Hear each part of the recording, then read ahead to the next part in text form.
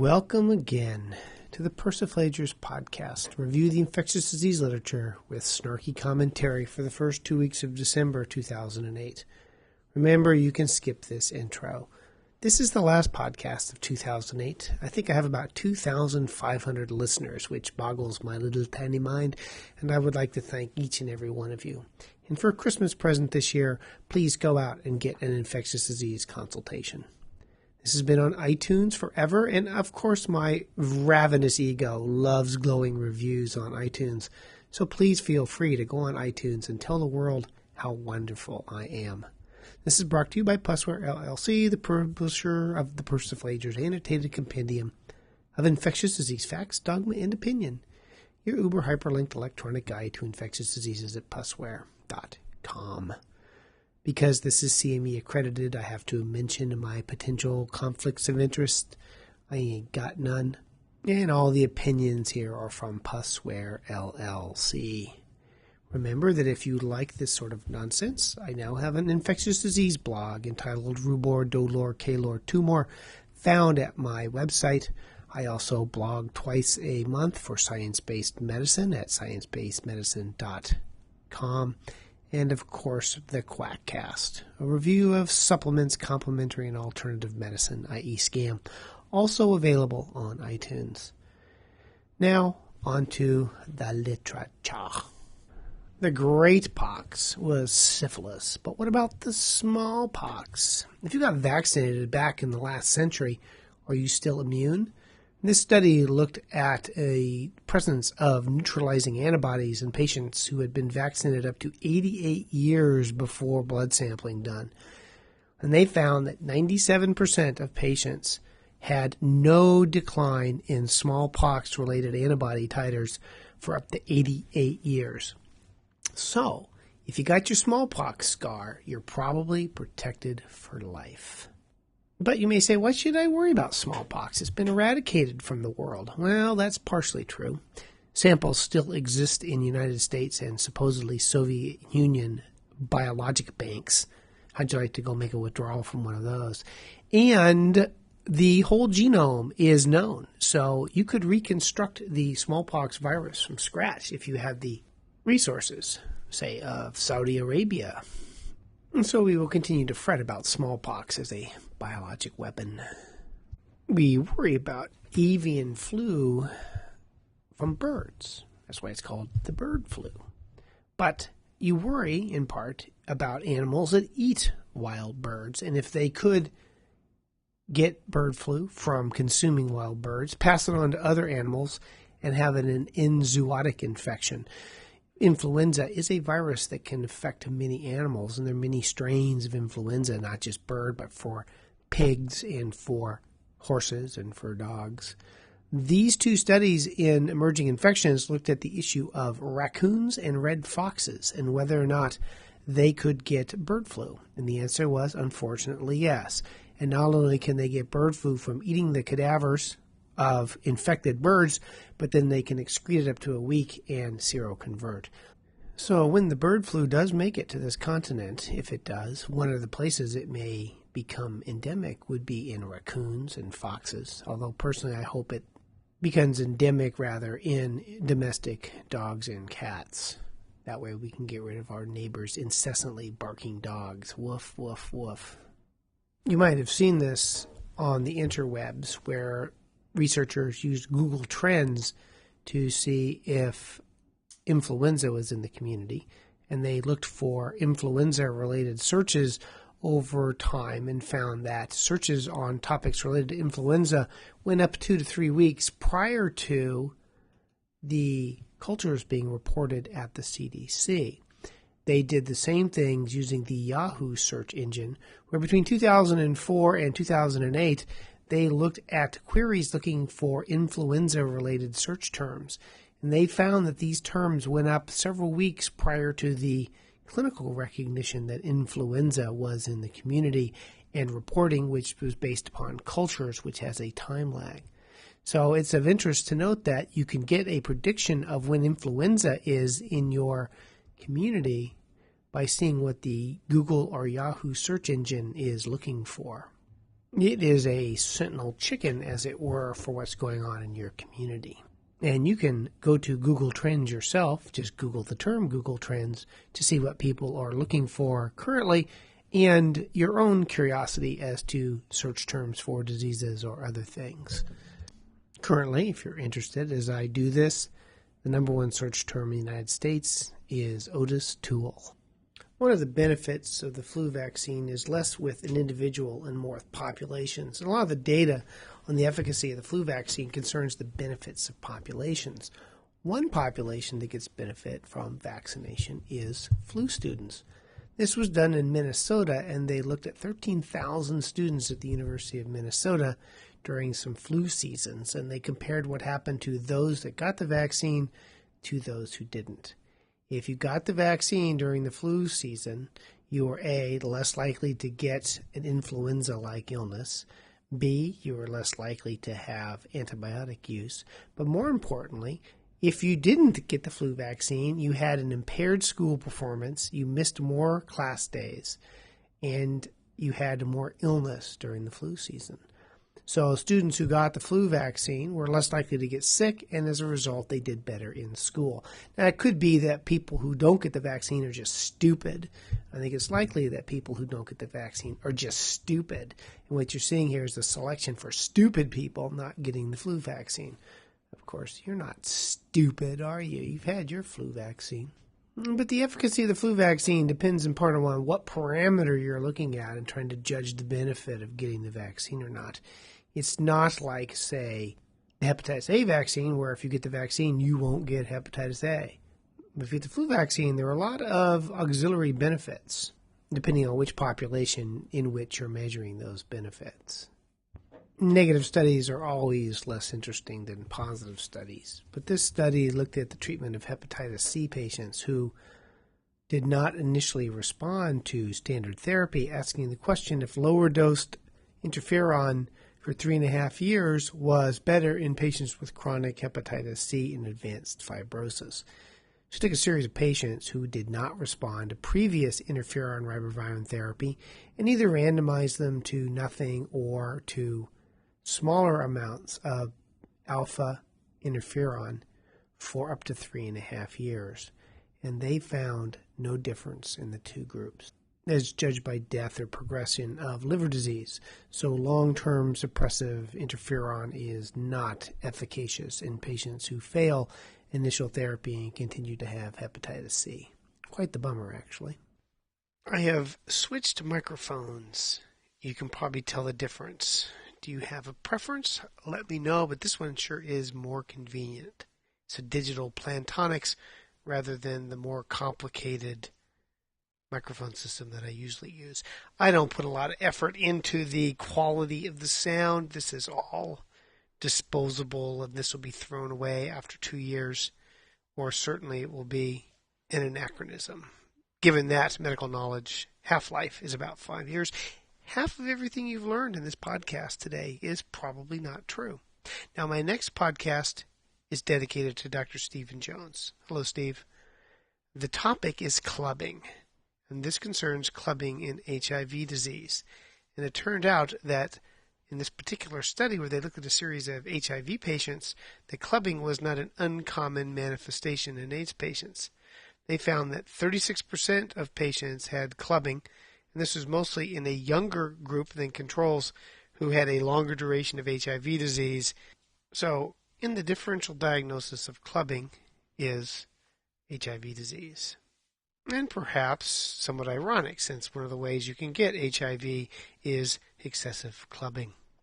Next up is the Will Rogers virus, the metapneumovirus. As I've said many times, to quote Will Rogers, I never met a pneumovirus I didn't like. This particular study, which was published in the Archives of Internal Medicine, looked at how frequently they could find human metapneumovirus in patients. They had 3 prospectively enrolled adult cohorts, and they found between 2 and 10% of the time that patients could be identified as having infection with human metapneumovirus by either serology or reverse transcriptase reactions. The vast majority of patients were asymptomatic, but it was occasionally a cause for hospitalization, especially in people who had underlying lung disease. This was more often just a typical upper respiratory tract illness. Interestingly, they found a dual infection in about a fifth of patients, so I would not be surprised if this particular virus helped to kill off people with underlying morbid conditions such as influenza and RSV are wont to do in the elderly. The fault, dear Brutus, lies not in the stars, but in ourselves. Damn, I'm literary. Nothing like a little Shakespearean quote to lead into the next article, which concerns predisposition for the developing of enterovirus 71 infections. Now, this was done in a primarily Chinese population. It came out of Taiwan.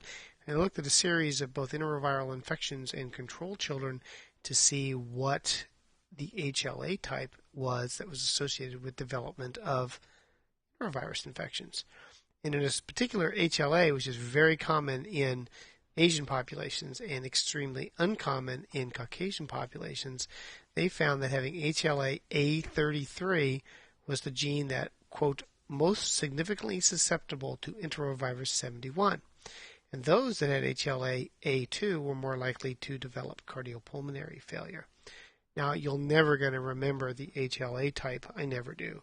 But the take-home message is that who gets infected often depends on what the genes are.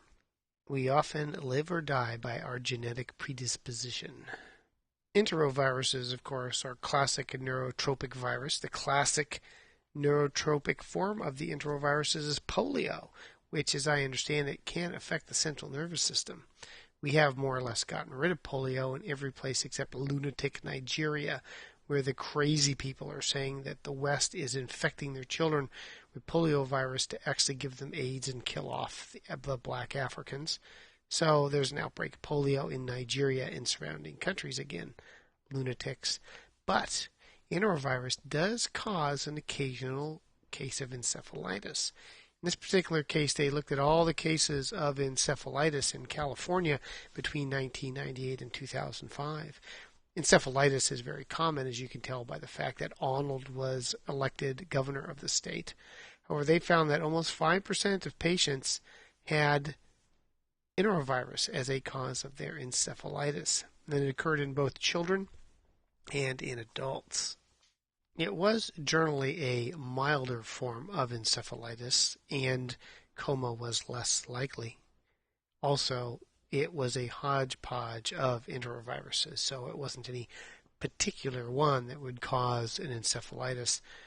I would be willing to wager, although most of my money is currently tied up in GM bailout funds, that it's not the virus that's important, but the genetic predisposition of the children. And I predict that someday we'll see such a study. I'm feeling psychic today. I fully expect the JREF will give me $1 million someday for my psychic abilities.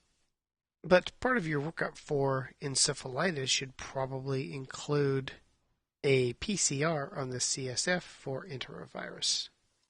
Rabies, of course, used to be primarily a disease of dogs in the United States, and thanks to Gregory Peck, it is no longer an issue in dogs, though occasionally there are cases of rabies associated with domesticated dogs in the United States.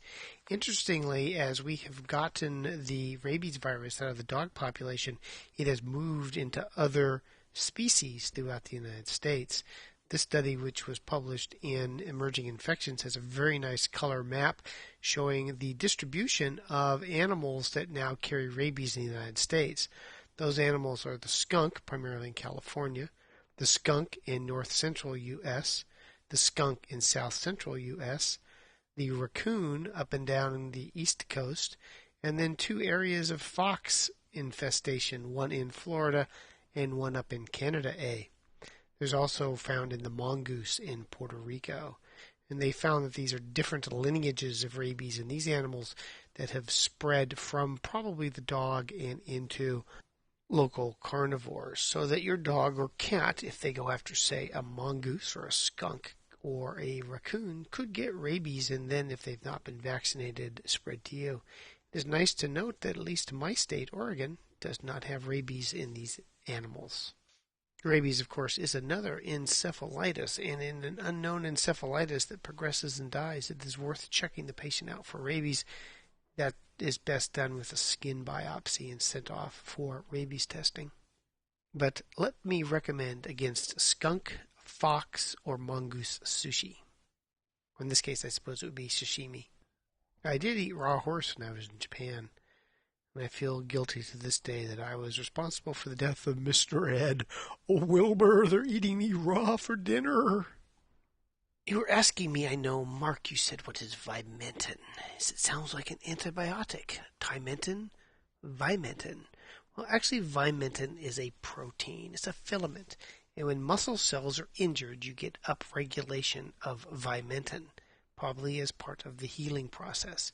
Everything, of course, in this day and age is a healing process. What does that have to do with infectious diseases, you might ask?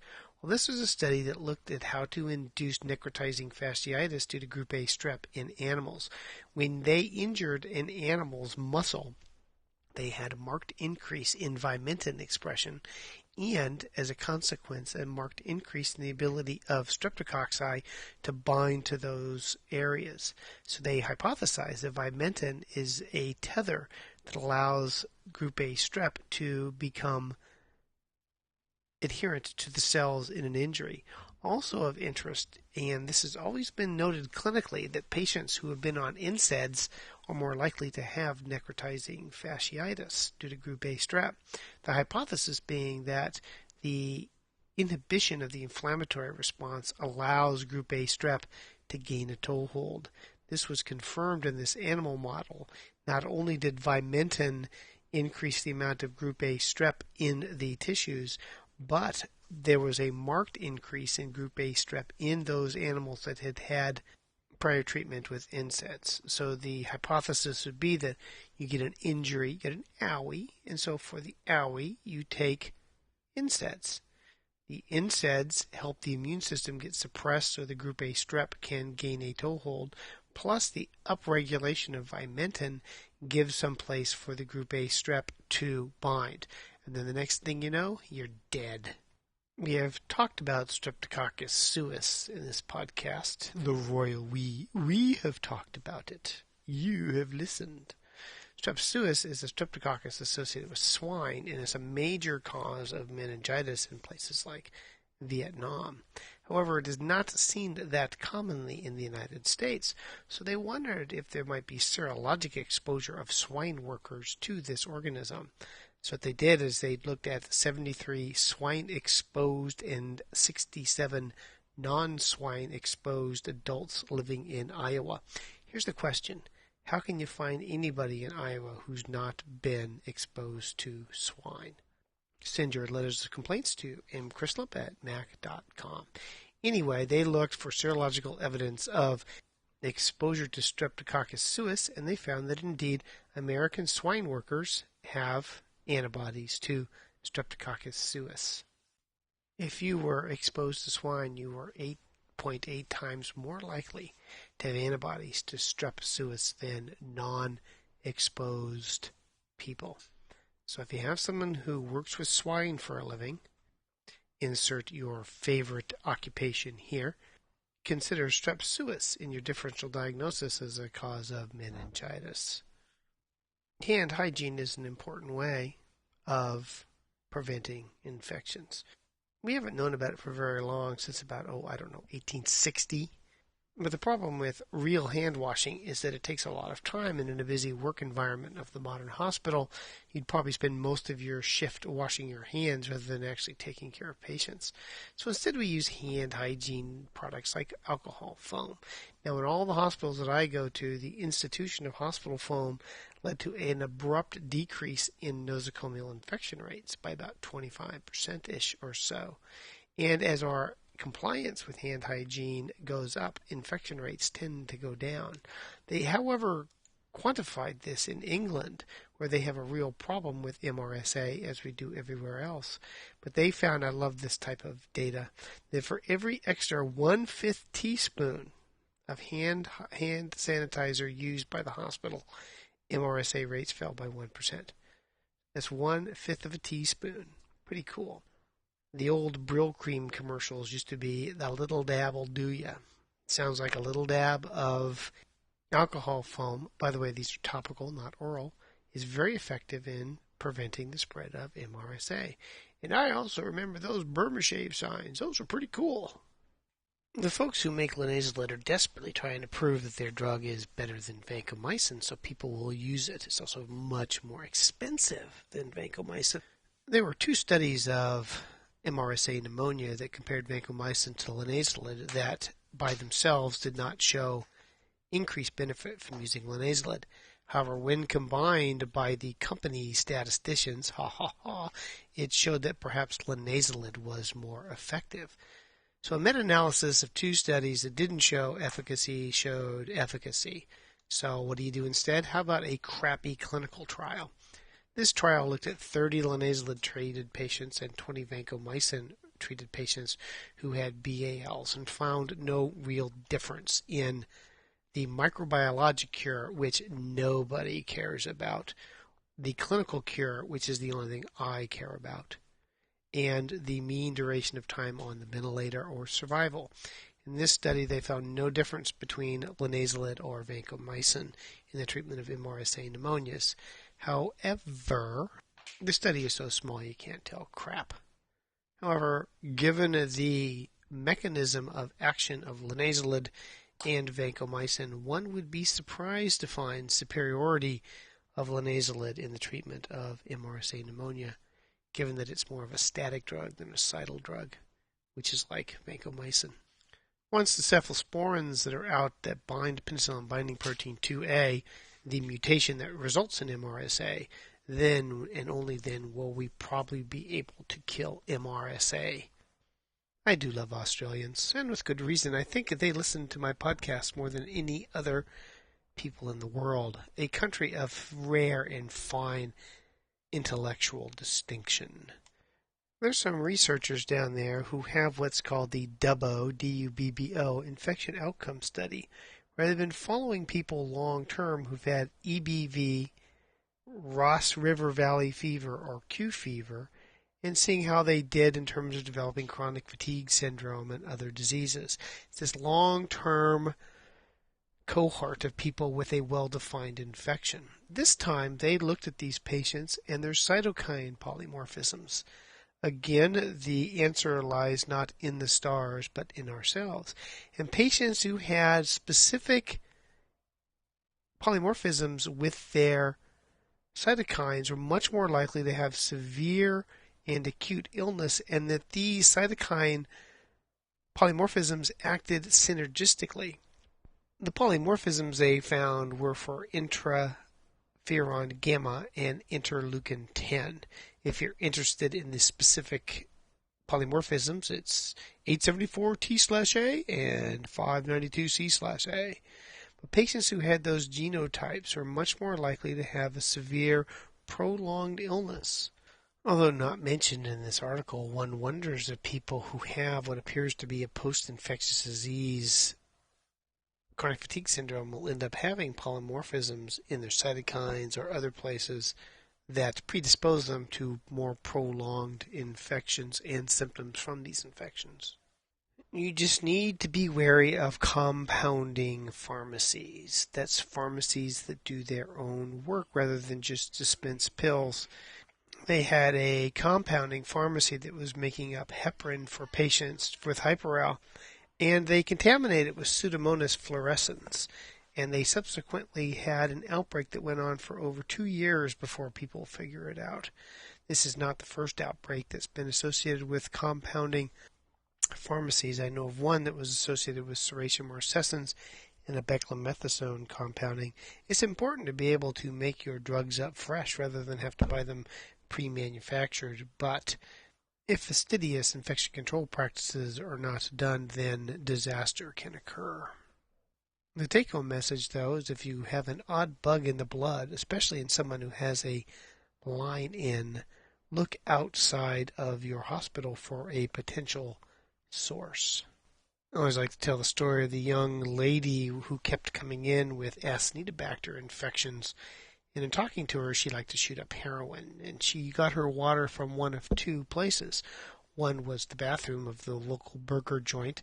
The other was a water dispenser in the lobby of her youth hostel. When she stopped using the water in the lobby of the youth hostel, she quit coming in with Acinetobacter bacteremias. Unfortunately, I never got the water in the lobby cultured. So in Finland, they had this outbreak of Yersinia pseudotuberculosis.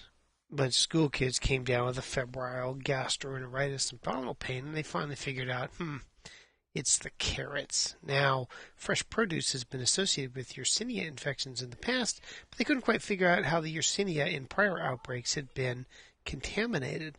So they found these carrots, and they took the carrots back to the farm, and they started looking around the farm to see what could be contaminating the carrots.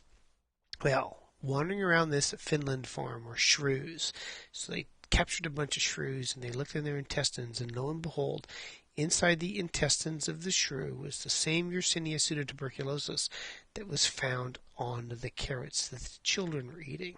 So it would appear that the shrews shat on the carrots, which were then consumed by the humans, which in turn got infected. Isn't that too cool for school? And next time you have one of those raw food nuts come by and say, food shouldn't be cooked, it's natural to eat raw food, just remind them it's also natural to die of infections. Now, there's certain things that make your outcomes in infections worse. Giving the wrong antibiotic always ends up with a worser outcome, as does delaying antibiotics, and sometimes the results can be impressive. This study looked at the results of delaying antibiotics in people with bacterial meningitis. And get this, for every hour of delay, the chance of an unfavorable outcome went up by 30%. That's pretty impressive. So if you wait 2 or 3 hours, you're much more likely to be doing worse clinically than if you get the antibiotics as quickly as possible. As long as we're on the topic of meningitis, I should mention another study, which probably should have been mentioned earlier, but I tend to group things by way of organism. They looked at the outcome of children with invasive meningococcal disease and found that if they had a variant in their toll-like receptor 4, yet another polymorphism. For those of you who are keeping notes, it's an ASP299 GLY mutation. That means they put in, I think, asparagine instead of the glycine at 299, or maybe it's the other way around. I always forget. But anyway, if you have that simple amino acid substitution in your toll-like receptor 4, your chance of dying goes up phenomenally if you have meningococcal meningitis. Those with that mutation had 3 times the death rates of them what didn't. You know, holding cultures for a long time has become somewhat passé over my career. We used to hold blood cultures for weeks. I remember a brucella that turned positive on the 42nd day of culture. But given our current culture medium, we tend to get at least blood cultures positive right away. Now, this study looked at prolonged bacterial culture to identify prosthetic joint infections, and they held the cultures up to 2 weeks, and they did increase the yield. Usually, those that turned positive in the first week were staph of one sort or another. But the late ones, the ones that occurred in the second week, were most likely Propionibacterium species. And Propionibacterium is a gram-positive anaerobic rod that's found at the base of all our hair follicles. It is not an unusual cause of infections of prosthetic material. It often grows in the thio only of cultures. Now, they correlated these cultures with histopathologic evidence, and so they feel pretty confident that the late positive cultures were not contamination, but were in fact the real deal. Other fastidious bugs that were isolated because of the prolonged incubation include Peptostreptococci, coryneiforms, Rotheria, Actinomyces, and Bacillus species. Skin crap. But after this, I think I'm going to harp on our microbiology department to hold the cultures of these artificial joints for 2 weeks.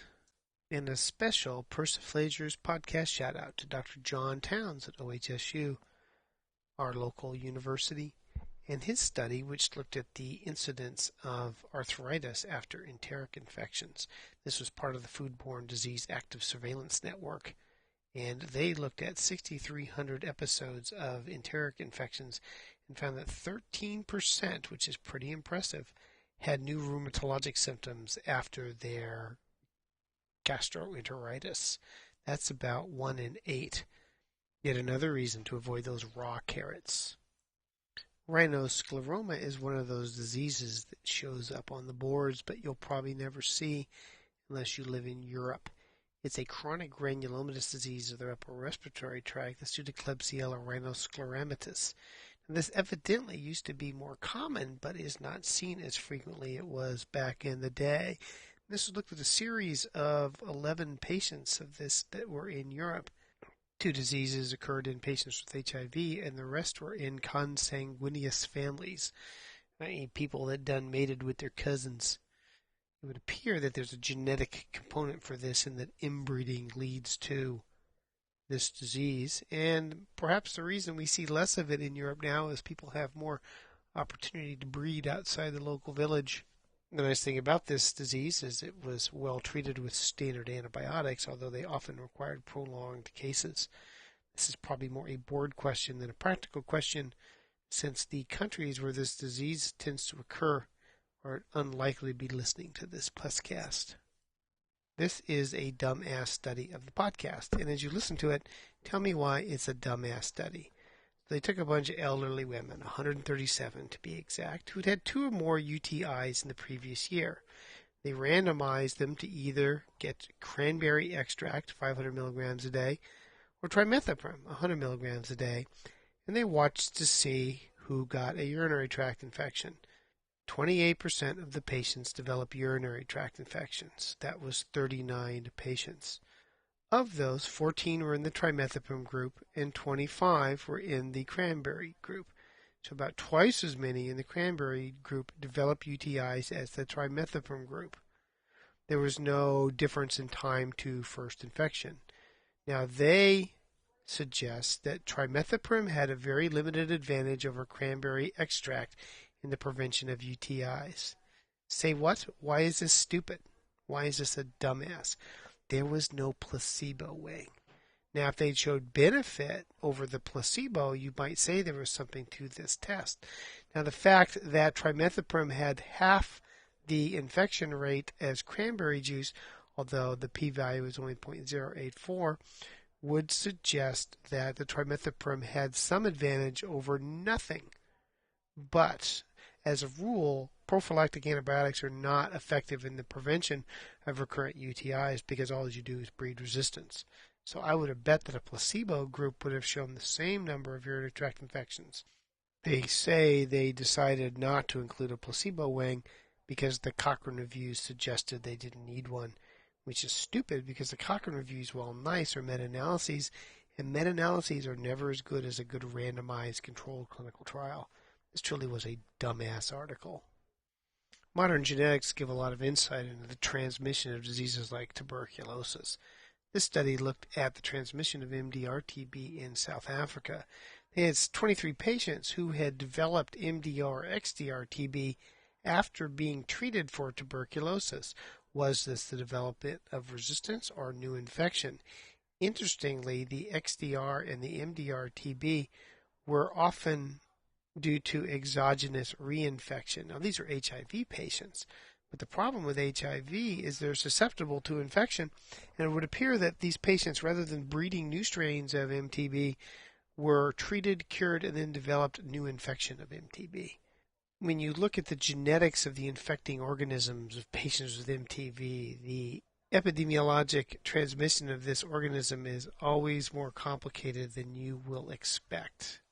As we race down into this podcast, we come to Mycobacterium bovis. Now, we had talked, again, the royal we, about M. bovis as a cause of pulmonary disease in Hispanic immigrants in San Diego County. This one showed that there was an outbreak of Mycobacterium bovis in southwest Ireland, and this organism was being spread from person to person. These were commonly an animal type that then subsequently went from person to person. So the United States is not the only place that has an outbreak of Mycobacterium bovis. And as they say, it underlines the importance of making sure you know what you are treating when you have an AFB in a sputum. The French had an outbreak, or at least an evaluation of all their Mycobacterium xenopes. They had a hodgepodge of different presentations with the disease, including cavitaries, nodular, and diffuse infiltrates, and each had a different prognosis. But the most important thing was therapy. If they had a cocktail that included rifamycin, they had better outcomes than if they had a cocktail that didn't. And they thought that clarithromycin may not have been all that great in addition to the armamentarium. I think the take-home message from this study, and there's not a lot of cases of Mycobacterium xenopi out there, is if you're going to treat, make sure you include a rifamycin as part of your regimen. May we?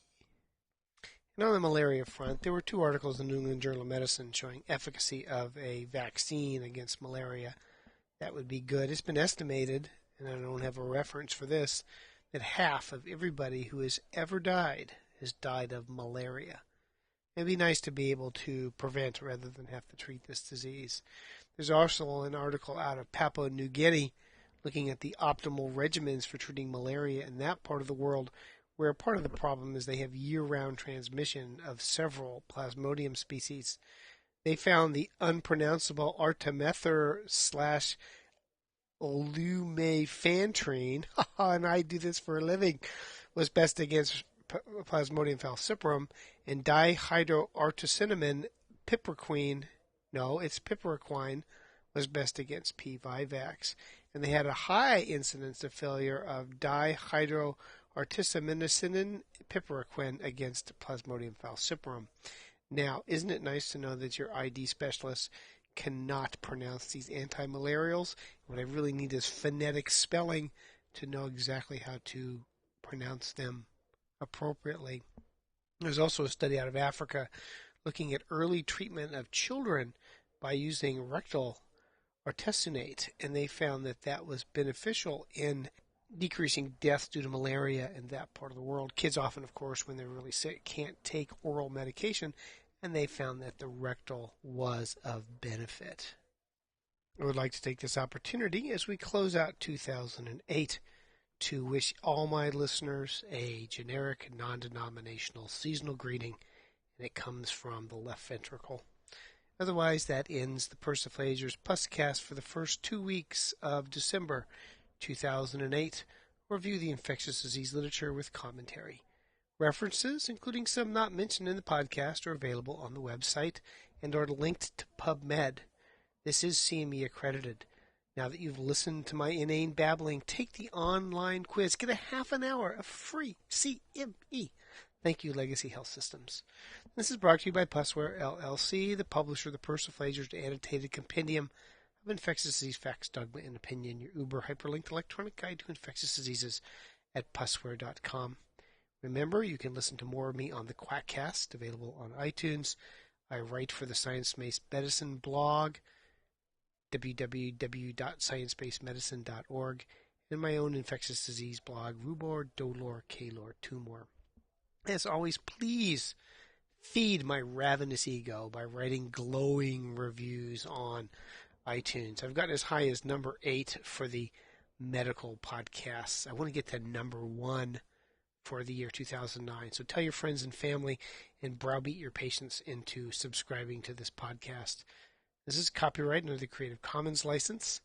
Bandwidth ain't free, so rather than spend your money on your mortgage, which you're going to default on anyway, throw me a dime or two to help support the broadband costs. As always, the music was by my son when he was 12, improvising on the guitar. And as always, thank you for this most interesting consultation, allowing me to participate in the care of this most difficult and challenging case. I will follow along with you. Thank you. In dictation. Goodbye.